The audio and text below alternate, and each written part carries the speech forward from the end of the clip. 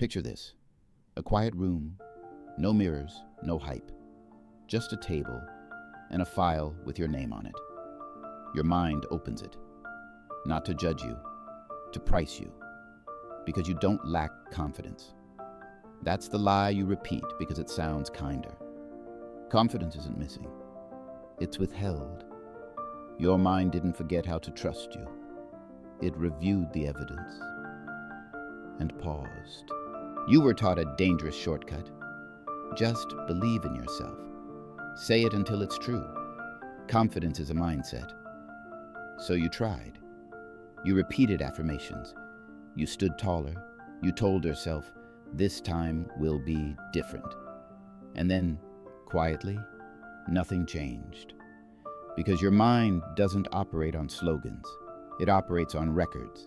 It remembers how many times you quit, how often tomorrow replaced action, how many promises you broke when no one was watching. You didn't lose confidence. Your mind revoked it. Here's the uncomfortable truth. Your brain treats you like an employee. And confidence is not encouragement. It's a performance review. Not based on potential, not based on intentions, based on history. So when you say, I've got this, your mind checks the ledger and replies, based on what? Confidence is not a feeling. It's a receipt. Proof that says, I showed up when it was uncomfortable. I finished what I started.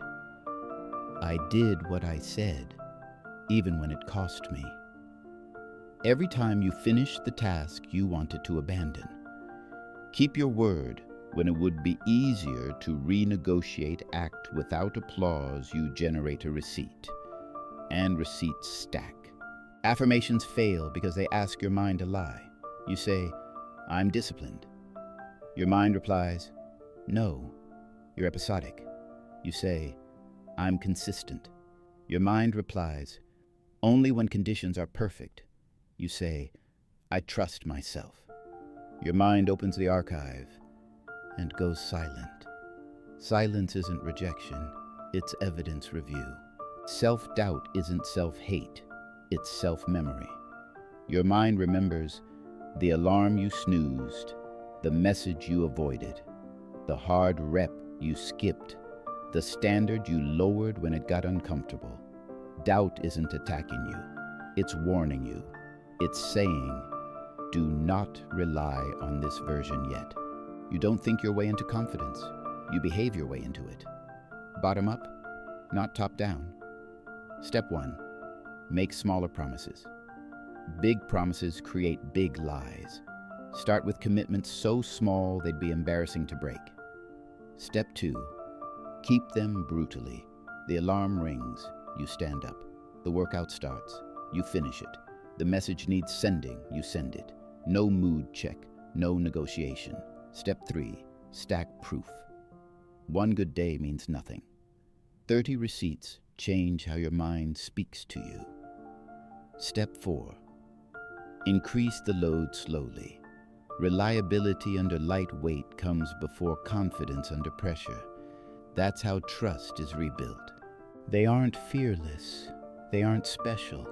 They're predictable to themselves. Their mind has learned, when I say it, it happens. So confidence isn't summoned. It's assumed, like gravity.